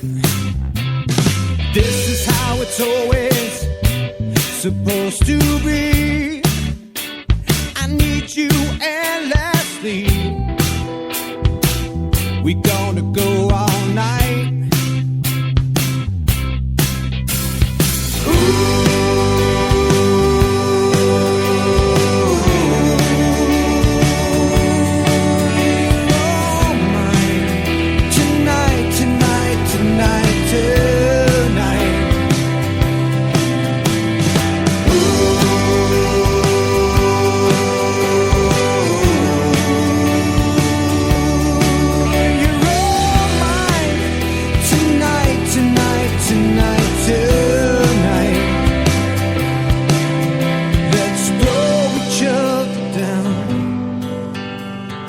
Tumble to the ground underneath the stars, underneath the stars.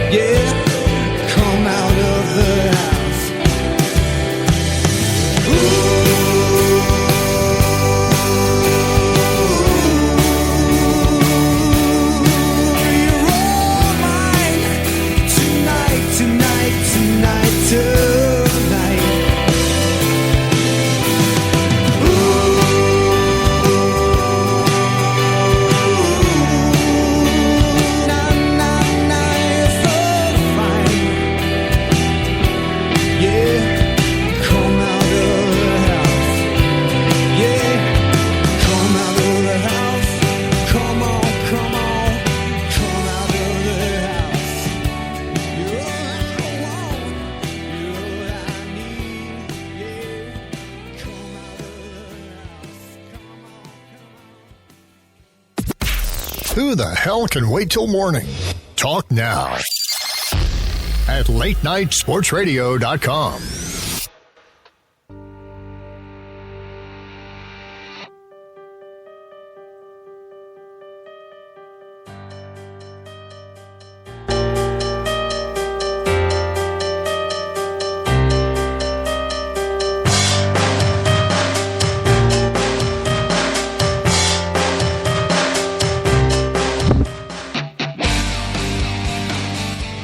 Sports fans live on latenightsportsradio.com. It's the NFL Hour. Keith Grieve and Jim Sarantias here, going through all the latest happenings in the NFL. If you missed any of the earlier segments, kids, catch us on demand when we're all said and done here. Rainen Schulman from 87sportsfans.com was on the first segment talking Western Conference hoops. Matt Shepard, likewise from 87sportsfans.com, talking MLB spring training. And now we're here with the NFL Hour. The first part of it, we talked about Keith, can I interrupt you before you get too far? Too late, but go ahead. No. For all the listeners out there, if you have an iPhone, you should have an app that literally says podcast. It's the color purple. Hit that. Go down, hit the search button, type in Late Night Sports Radio. Our icon will come up. Click that, tap it, do whatever, and suddenly you will be informed every time we do a podcast on Late Night Sports Radio, and you can get the latest happenings 24/7. And if for whatever reason you want to listen to it, then delete it. You know? Yeah, we are available on iTunes, folks. If you are a Android or Windows phone user, there is a Spreaker app available for all platforms. You can catch us there as well. You can even listen live through that. So, that being said, we are the hardest working group in all of sports and all of entertainment, don't you think? The hardest working unpaid group in all of sports. That's right. We don't do it for anything else but you, folks. It's all for you. So the Detroit Lions decide not to tag Ndamukong Suh. Do you think it was smart by them? You know, it was a head scratcher to me. The tag for his position was $11.193 million. And I mean, there was just nothing about it that made me say, "Oh, you guys shouldn't do this." I mean, the talk is that he's looking for $100 million, and right now the Lions are at almost 126 million for cap purposes. There's a way to structure things and do things that it doesn't kill you in the end financially, and so there was room, in my opinion, to sign him or to do something related to him. And now that they've put him out there, to me, I think they're hoping or risking that the market ends up being shallow for him. And you have to follow my reasoning here. I don't know that this will actually carry the day. But first of all, he is not he's not AJ Watt. Mm-hmm. I mean, he's just not. And I clearly think he's a better player than Ndamukong Suh. No questions asked. So to me, he shouldn't be demanding as much as he's demanding. If there's nobody out there that wants to pay him that, he's going to have to readjust the amount of money that he's looking for. And sooner or later, I mean, everybody's sort of relying on the idea, well, there'll be somebody out there that will blow that kind of money. Sooner or later, things could line up and everybody kind of says, no, we're not paying you that. This is what we're going to pay you. And you either take it or you don't. Because guess what? This is a draft full of defensive tackles and defensive ends that can play his position. Wait, what is Sue really known for? I mean, the comparison... Clogging up the middle is the best I can tell. Yeah, and his attitude. And putting some pressure on the quarterback. And I'm not taking any of that away from him. I mean, whether you want to believe he's dirty or not, well, that's a debate for another time. But he's more famous for the little stuff that he does when he's angry than pretty much anything he does football related. He's a hell of a football player. Don't get me wrong. But when you think of Ndamukong Suh, you're thinking about him stepping on Aaron Rodgers' ankle last season, or some of the other stuff he's gotten fined for that just irks opponents. And the comparison to J.J. Watt. I mean, Watt's a D end. It's a different dynamic there. But for a team that's on the cusp, that's looking to, that is tired of getting run over when they play run defense, having somebody like that in the middle would be absolutely worth it. Somebody that's proven it at the NFL level, because the one thing Sue has on all the rookies in this draft class is that he's proven it at this level. He can play. He can be a productive player in the at least with the personnel and scheme in Detroit. I got to tell you, Jim, and you're going to think I'm crazy, I really think the Bears should make a play for him. I really, really do. I don't think you're crazy, Keith.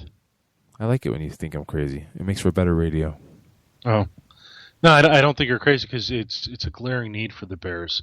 But I don't think they need to go that they don't need to go there in free agency. They can honestly wait until the NFL draft, because there are a couple of D tackles that should fall in their lap that should be great players. But if they're sold on the idea of having a proven commodity at a position they have a desperate need, because they need to shut down the run. They have been terrible at shutting down the run. He's a player to look at. But I'll tell you, if they sign him and he gets hurt, they sign him and he underperforms because he's getting paid all that money, people in Chicago will not be very happy about that. Sue has the attitude, the swagger that a Bears defender needs. You know what I mean? Without getting too stupid about it. But they need a guy like him, and then just a nasty middle linebacker, somebody to just get after the football.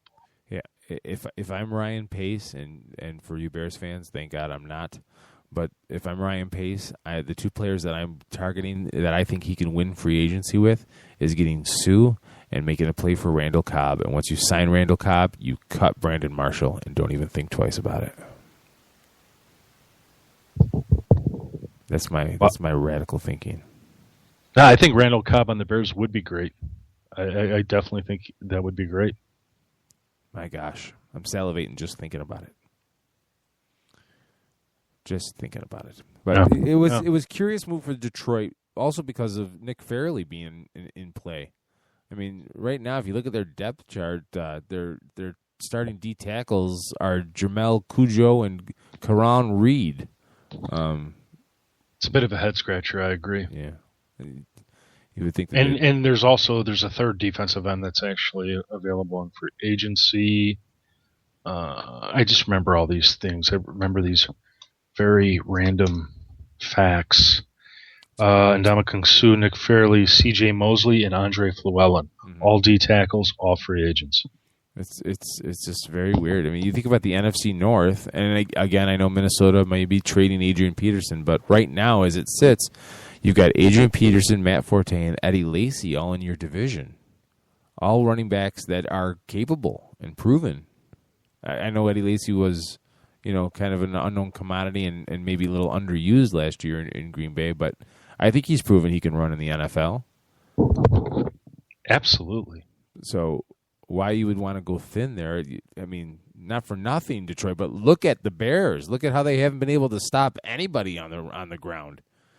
So maybe they make the play, and Sue ends up coming back to Detroit, and this is all much ado about nothing. But I don't know. I just didn't get it. Boy, Keith, if you didn't get it, I didn't get it. Nobody got it. Hey, what a miss. Sometimes I just want to be in your camp, Keith. It's rare, but sometimes. Be very scared. Be very, very scared. It's like a hamster maze. Sometimes you just end up running the wheel over and over again. All right, so let's. If the Bears could get Ndamukong Suh, and they have the salary cap to do it, I mean, it would be a bit of a coup. Oh, well, think about it. But he'd have to bring it to the table. I mean, if he took the year off because he was making all that money, I would be so mad. So many people would be mad. I mean, if you're going to do that, go to the Raiders. Don't go to the Bears. Yeah. But like if you went to a division rival, like imagine if damn autoplay. Imagine if the Bears were to come away with Sue and Randall Cobb to steal really good players from division rivals. It would make a huge difference in the games next season. Oh, it would. It definitely would. Both are in the top 10 of available free agents at their respective positions. Articles, if you're interested, for the listeners out there, come to thefantasygreek.com and you go to NFL teams and you'll see free agency under there. You can read the articles with all the players, with the top 10 players on offense and defense. It would definitely be a coup for any team to get those two players. All right, so who out of all the players that didn't get the franchise tag, who is the best player besides Sue to not get the tag? Well, you've already mentioned Randall Cobb. I know some Green Bay Packer fans might disagree with me, but I personally believe that the $12.823 million franchise tag for him is absolutely appropriate. He is certainly a number one wide receiver if Jordy Nelson were ever to get hurt. And it's certainly a good amount of money. I mean, it's the right amount of money to play for a player of his caliber for 1 year while you're trying to work out a long-term contract. So I was shocked by that. I was also shocked by the fact that the Patriots didn't franchise tag Devin McCourty and rather decided to go with Steven Gostkowski. First of all, I think Gostkowski makes $4 million, $5 million no matter where he is, and McCourty is well worth the $9.618 million for the tag, even if you think you're overpaying him, because who the heck else is out there at safety? Right. Nobody. Right. And this man helped you get to the Super Bowl and helped you win the Super Bowl. So why wouldn't you pay the man and get him back on your field? I think Macklin, it's debatable whether he should have been franchise tagged. And the reason I say it is he is very productive. I think he works great in that offense. But if you're the Eagles, you're viewing it from, we think a lot of different people would be good in our offense. And that's why I had a harder time with that. But definitely Cobb and McCourty, in my opinion. Yeah, Julius Thomas is up there. I think he's more Peyton than he is, Julius. DeMarco Murray, I think, you have to make I told you, like I said in previous weeks, you have to make a choice if you're the Cowboys, and you can't let Dez Bryant. You absolutely cannot let Dez Bryant go. But I would agree, Randall Cobb being let go.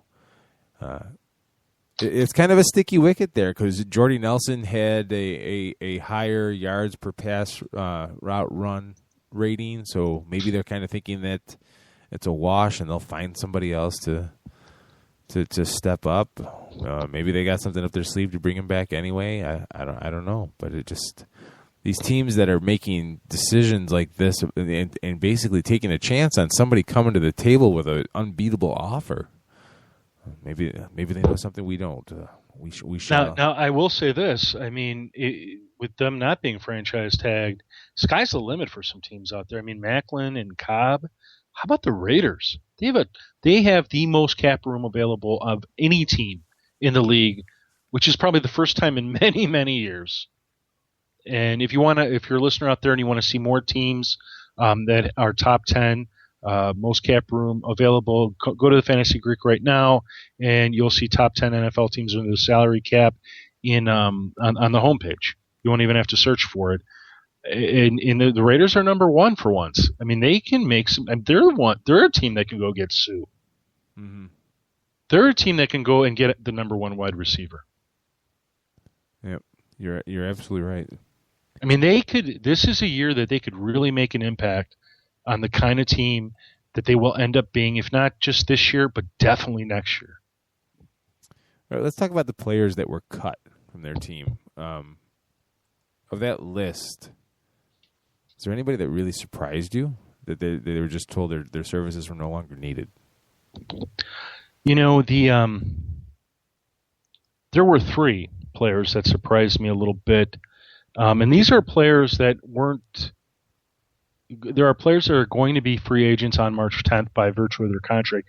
These are players that were cut with a certain amount of cap savings, with some dead money associated with each player. Those are the players I focused in. And the first one would be the Colts' Ricky Jean-Francois. And the reason why is the Colts, by cutting him, saved a meager $4.5 million, which, quite frankly, is not a lot of money for whether you call him a defensive tackle, a defensive end, whatever. He's a defensive lineman who had a career season last year when, if he's franchised, he's making almost $11.2 million. It made no sense to me that they cut him. They should have kept him. They could have made changes elsewhere on the roster and just rolled with him, and there wouldn't be as glaring of a need as they have now at that position. The second player was not just a head scratcher because of his popularity for this team, but also sort of his body of work. You'd wonder why you wouldn't give him another shot, and that was A.J. Hawk of the Packers. I understand that he was not productive last year. Mostly he wasn't productive because he was pulled out of the position once the change was made to what's his name? Keith, help me out here if you can. Clay Matthews. Clay Matthews, thank you. But he's a player that the season before and the season before that had good years. He was injured. So why would you cut a guy that is only saving $3.5 million against the cap? It makes no sense to me. To me, you have to look at the savings and what you get, and I think you have to stick with the player. And yet, Packers moved on from him. So be it. And then the third player was Harry Douglas from the Falcons. And while I acknowledge the fact that he's 31 years old, he has been productive when the other wide receivers have gone down due to injury. He only saves you $3.1 million against the cap. And that's just a pittance for a number 3 wide receiver. Certainly there are other wide receivers you could go for, but in terms of just releasing a player outright, I'm sure there's plenty of other dead weight on the roster that needed to go before Harry Douglas. So that was the third player I was a little bit surprised by. You know, I guess when you look at it, I'm not really surprised by anybody on this list, but A.J. Hawk was one who was just kind of like, really? I mean, like you said, he hasn't been excellent, but you really think he's the problem on that defense? I personally don't. Well, but you have to look at it. Clay Matthews and who's the other inside linebacker that played in his stead when they started shifting him out. Whoever it was. The reality is, other players have played the position and played better than him. but I just don't see. I mean, these people get to see him every day at practice. I just can't see his production having fallen off that much. If it has, then he doesn't even deserve to be in the league. But for right now, when he got released, I'm like, oh, come on down to Chicago. Yeah. We'll take you. We need a middle linebacker. We need something. That's Something. That's for damn sure. I was a little shocked by this is going to sound stupid because I know everyone's going to hear this and be like, what? But Steven Jackson, I know he's old. I know he's 31, but he had a pretty good season last year. And I know it's a whole new system in Atlanta, but just a veteran presence. I was kind of shocked that they wouldn't keep somebody like him around, but it is what it is. I'm not overly shocked by that. I'm glad you said that. Yeah, it's when I'm looking at if I'm a head coach and I'm taking over a team that has been underachieving, underperforming, underwhelming for a variety of reasons, I don't know if I necessarily want a veteran who's not really to blame for any of it out on the street. But I get it; it's a scheme fit thing, and so it's not all that surprising. But I'll add and say that for fantasy football ballers out there, be real hesitant picking up Devonta Freeman as sort of the next workhorse running back for the Atlanta Falcons, because just given his size and stature, I'm not so sure that Devonta is necessarily anything more than a third down back or a change of pace running back. I think the Falcons would be wise to pick up their running back of the future in this year's draft. So be hesitant on Devonta Freeman. Hopefully you'll be able to wait until mid-August to late August to draft your team where things will be a little bit more clear on the part of the Falcons in terms of what they're going to do. okay. Thanks for the heads up, Jim. Yep. Appreciate it. It's my job. It's what I do. You're a gentleman and a scholar. I try. All right, so we got that segment ran a little bit longer than I wanted, so we're going to skip the last break. We got about 12 minutes left on this wild roller coaster of fun we call 87 Sports Fans Live. So let's play a little game called Random Free Agency. Sound like fun? Sure. Sounds like fun to me. I am going to just pick a random free agent. I have the list in front of me from NFL.com. I'm just going to scroll down. I'm just going to pick a name and somebody that matters, and you tell me where you think they will end up. Okay? You're kidding me. Why? Oh, my guess. God. Just a gut. Just a gut. No one's going to hold you to these. I know, but hang on one second. I'm usually prepared for things, but this is in the rundown, by the way. Well, but the hyperlink didn't work, Keith. It did for me. I don't know what the problem. Well, it didn't work for me, and I can't be responsible for technical difficulties that are truly due on your part. The kids booed you. I know they did. Making mistakes. I really, excuses. at first when you came up with that recording, I thought, oh, that's cool, that's unique, and now I really think it's annoying. Yeah, well, but go ahead, I'm ready for you. And that just guaranteed its spot in every setup from here on out. From here on out, okay. Ready? Jeremy Maclin. Ooh. Jeremy Maclin. Kansas City Chiefs. Okay. Jason Worlds. Ooh. Inside linebacker, right? But he might be outside, to tell you the truth. Oh. Let me see. I'll pull up his profile here for you. See if I can. No, I think he's inside. Well, maybe not. Nope, outside linebacker. 27 years old. Well, he'll have some options. I'd like to see him go to the Bears or the Jaguars. You're speaking my language. Yeah. Darren McFadden. Ooh, that's a tough thing for him. I could see. Let's see.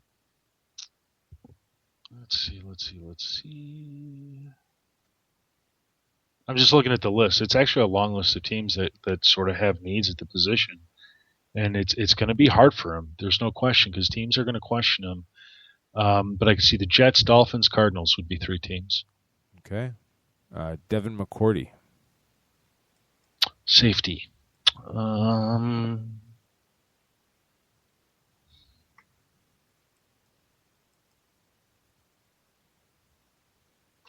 Wow. The Bears obviously would be a great. I think that would be just an awesome signing. Because their safeties have sucked since Mark Carey. Oh yeah, they've really sucked. Since Mark Carey. But Chargers, good possibility there. Obviously the Patriots, I think they would love to have him back, but I mean if they're not going to pay him the tag, what's the point? It's what penny wise, dollar foolish. How about the Giants? Yeah. Ravens would be great. Yeah. The Giants and the Bears were both atrocious in the secondary last year. Dolphins definitely have a need. Bills. Yeah, that's what I got. Okay. Reggie Wayne. That's tough. I was looking at him, and he's hitting 30 years old. If he's going to get a spot on a team, he's going to be a clear reserve. He's not going to make big dough, and they'll probably use him as a kick returner. So a team that could do it, but they're going to have to sign someone else to be the lead running back. How about the Ravens? Mm-hmm. How about the Colts?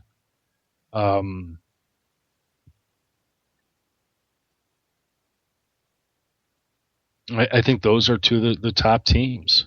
He's definitely not going back to the Dolphins. You mean the Colts? No. Because he was on the Dolphins before. They're one of the teams that has a need at running back. He's never going to go back there. Reggie Wayne, not Reggie Bush. Reggie Wayne. Wait, I thought you said Reggie Bush. No, I said Reggie Wayne. Oh, excuse me. I think he's done in the NFL. Really? Yeah. You don't think the Colts bring him back on a low ball salary? Nope, I wouldn't. I think it's time to cut the cord and move on. Wow. Well, then you jumped ahead and answered the Reggie Bush that I was going to throw at you. Sorry. He's an interesting position because he's a guy that can kick return and do some little things for you, but it's not worth $10 million. No. That's for sure. Agreed. So you have to ask yourself whether he'll play for, let's say, a couple million. Julius Thomas. Ooh. Well, I don't, my perspective is there's only really 3 teams that have a glaring need at that position. He's a player that could cause other teams to jump in and go after him. But the 3 teams that have a glaring need would be the Broncos, so he doesn't go back there, the Browns, and the Falcons. I love him for the Falcons, but, you got to ask yourself, would they do that? Right. Would they pay the $8 to $10 million for him? They might. They let Harry Douglas go. Yeah, and you got a new era. Does Shanahan use tight ends? I'm trying to think. He was in Cleveland. Jordan Cameron. Well, he was with the Redskins, and they did use a tight end. Yeah, I mean, did they showcase a tight end? As I recall, they did with not Niles Paul, but is it Paul Reed? Jordan Reed. Good call. All right, Wes Welker. See, I think he might be done, but if he's going to end up with a team, it'd be like the Rams, maybe the Panthers. I don't think he would end up on the Raiders. I don't see him going there. Maybe the Ravens. I don't see the Browns. Here's an interesting one to me, just based on the season he had last year. Rolando McClain. I know that he got in some trouble off the field, but I think he is going to be a popular guy. There are a lot of teams that could use an inside linebacker, and I have a long list of teams.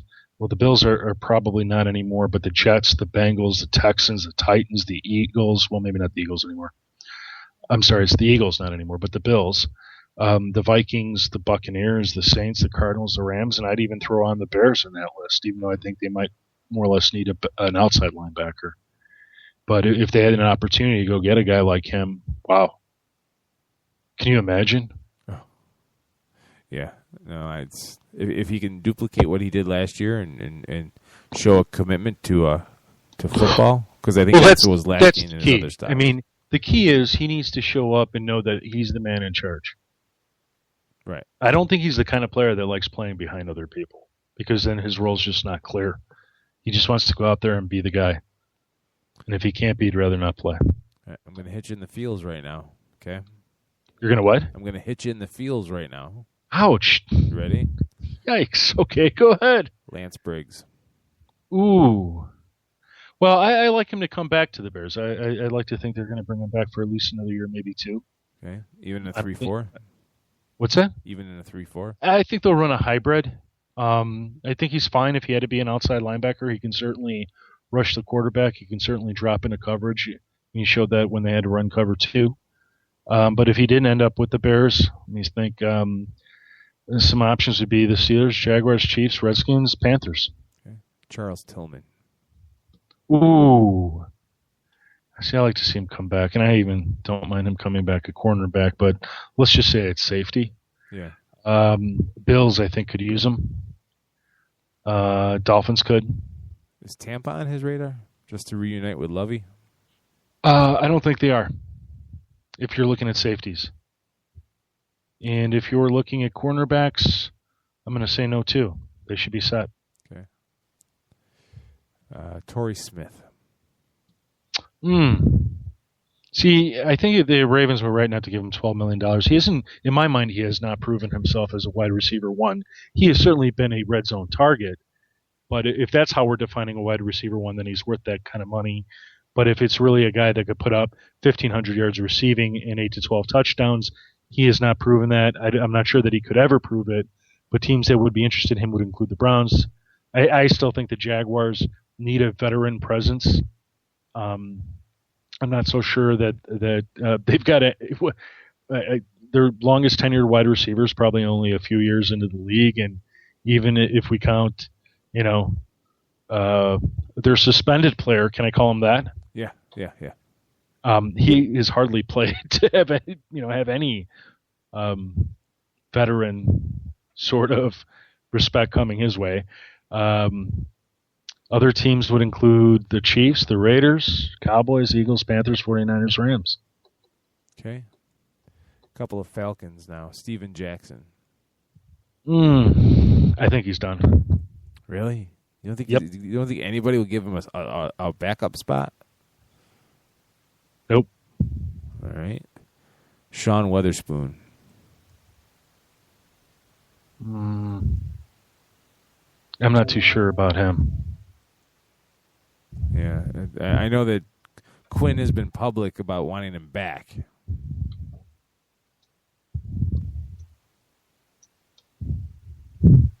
What was that, Keith? Dan Quinn has said that he wants him back in Atlanta. Said hopefully he'll be a part of what we're doing. Well, if he doesn't end up back in Atlanta, I guess that makes things interesting. But for an outside linebacker, we're talking Steelers. Now, Steelers have cap problems. I don't see that working out. Possibly the Jaguars, Chiefs, Redskins. That could be a landing spot. Oh boy. Bears could be a landing spot. Okay. One more before we call it a night. Antonio Cromartie. Crow. Well, I like him going back to the Jets. That's a team that I think the Jets are going to try like heck to bring back him and Revis. The Patriots would be a team that could look to pick him up if they can't re-sign Revis. The Bengals have a need. Browns have a need. There's a bunch of teams that have a need, by the way. Bears. Everybody needs a corner. Yeah, I mean, seriously, I've got 3, 4, 5s. I have 14 teams on my list that have that need. So he'll have plenty of teams out there that could look to him and say, come on board. All right. We could use you. And that is it. We are out of time. Jim, thanks for putting up with my meat grinder of random free agency. For Jim Sarantias from thefantasygreek.com, follow him on Twitter at thefantasygreek. I'm Keith Greer from 87sportsfans. Special thanks to Raymond Schulman and Matt Shepard, also from 87sportsfans, for coming on. Hopefully we'll figure out Steve Taylor, get him on next week. Have a great week, folks. Catch us tomorrow night. Oh, go ahead, I'm sorry. No, catch us tomorrow night. Fantasy Greeks NFL Power Hour, 10 p.m. Eastern Time on LateNightSportsRadio.com. Post-game show is brought to you by Christ, I can't find it. The hell with it.